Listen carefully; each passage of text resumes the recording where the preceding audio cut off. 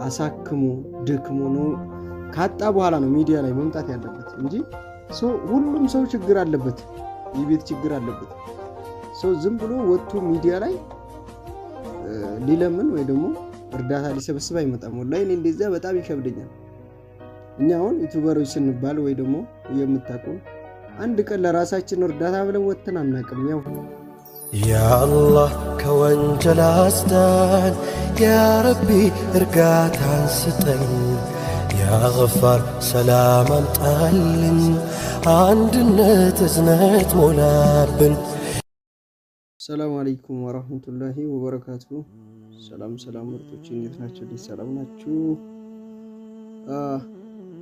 ጠፍተናል ዳውድ ጋር ነበርን እንግዲህ በጣም ያው ቤተሰብ ስለነበረ ቪዲዮ ተሰብስበን መስራት አልቻልንም በጣም እንግዳ ስለበዛ ነው እንዳውም ወደ ቤታችን የተመለስነው እንግዲህ ልጅና ልጅ ሲገናኝ ራሱ ሀዋን ይያስጂ ነበር ቤቱን ቀውጥ ሲያረጉብን የመጣነው ላችኋለሁ እንዴት ናችሁ ሰላም ናችሁ አሁን ላይ ሰው ልጅ የብዙ አመት ድካም ባንድ ጊዜ ስታጡት አስባችኋል በጣም ብቻ አልহামዱሊላህ ዋናው እሱ መኖሩ ነው በህይወት የሰው ልጅ አደጋም ቢሆን በሰው ልጅ ላይ የሚደርሰው ነገር ከባድ ነው ሰው ከሄደ አይመለስም ንብረት ሊመለስ ይችላል ያው አለን ስትሉ ባንዴ ባዶ ሊያስቀራችሁ ይችላል ይሄን ነገር ተደጋጋሚ ቪዲዮ ሰራለው ነው እኛ ሰዎች ስንባል አለን አይባልም የምሬን ምክንያቱም ባዶ ሊያረገን ይችላል ባንድ ቀን እኛ አለን የምንለው ባንድ ቀን አለ አይደለ ባዶ ሊያረጋችሁ ይችላል የሰራችሁት ቤት ይቃጠላል ንብረት ይቃጠላል ምን ልበላችሁ ብቻ ምን እንደምላላቀም ግሩፕ ከፍተናል ሊንኩን እዚህ ላይ አስቀምጥላችኋለሁ የዩቲዩብ ማነው የዋትስአፕ ሊንክ ገብታችሁ መርዳት የምትፈልጉት እንድትረዱን እንፈልጋለን ለብቻ የምንጋፈጠው አይደለም እንደምላችሁ አላውቅም እስቲ ሀዋ ታውራችሁ ሰላም አለይኩም ወራህመቱላሂ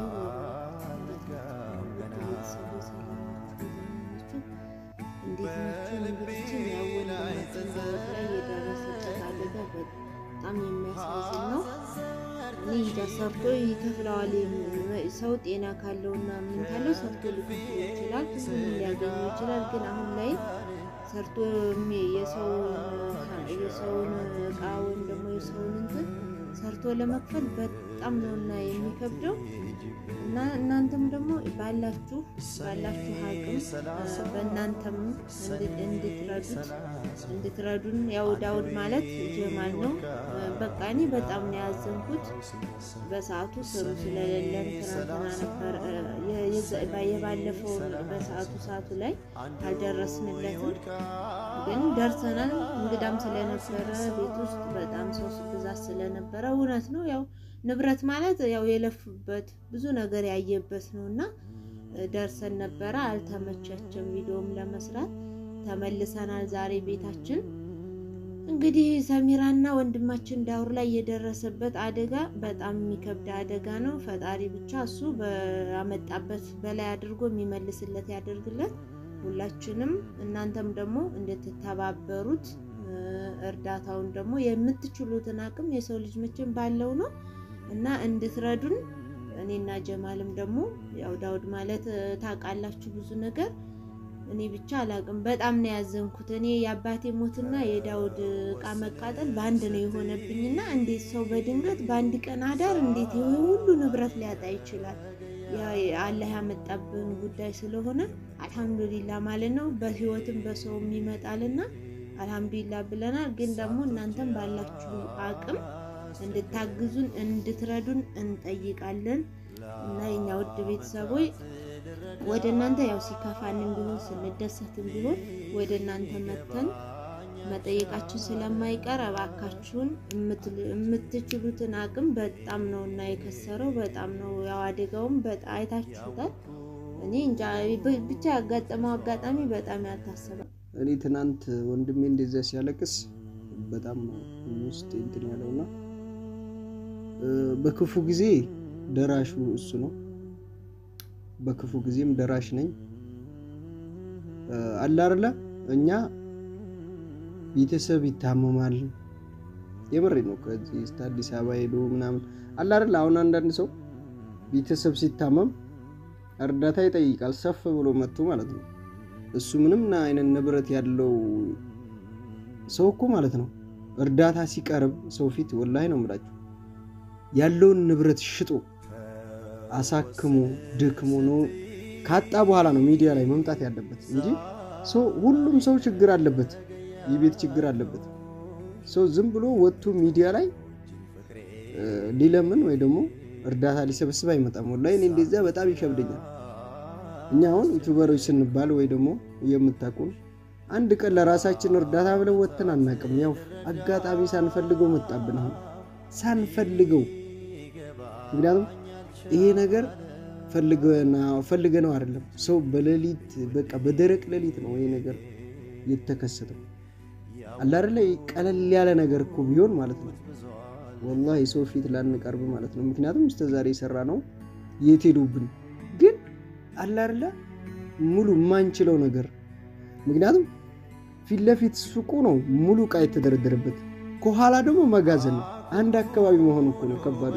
መጋዘን ዕቃ የሚቀመጥበት እንግዲህ የሰው አማና ተደርድሮ የሚቀመጥበት ይሄ ሁሉ ነገር በቃ ቢያንድ ሲያደርገው በጣም ይገርማልና አጋጣሚው ከባድ ነው። ለዛ ነው እዚህ ጋር ይሄን ነገር ለማምጣት የተገደድነው እንጂ እስከዛሬ ለሰው እርዳታ እንሰራለን እንጂ አልহামዱሊላህ ሰው ፊት ቀርበን አናውቅም፣ ጎሎብንም አያውቅም።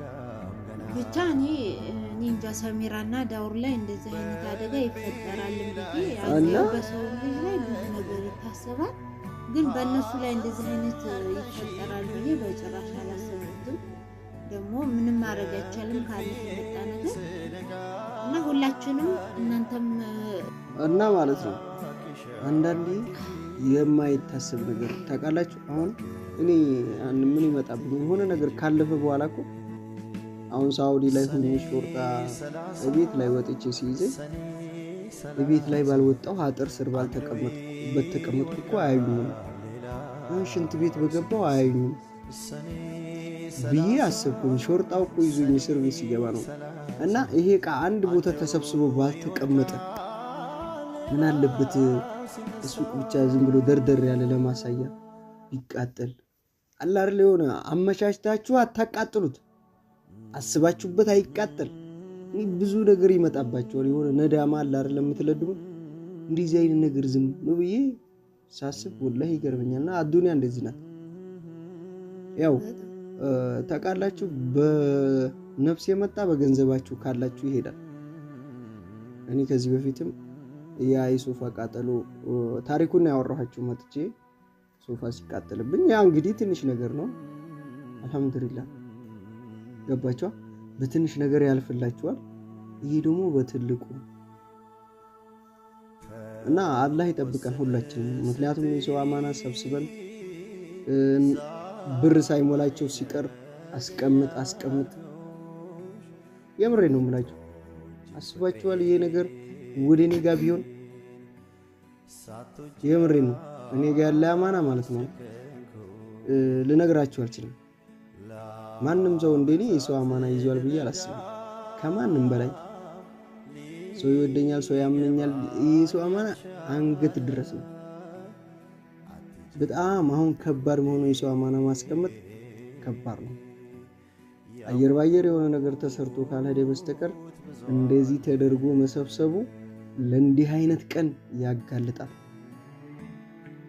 የምሬ ነው እና በጣም ከባድ ነው። አላህ ይጠብቀን። ያው እሱ ታስቦ አይመጣም። አላህ የሚያመጣባችሁን ጉዳይ እሱ ነው የሚያውቀው። የሚመልሰው የሚወስደው በቃ እሱ ነው። ንብረት የሚሰጣችሁ እሱ ነው። የሚፈጥራችሁ የሚገላችሁ እሱ ነው።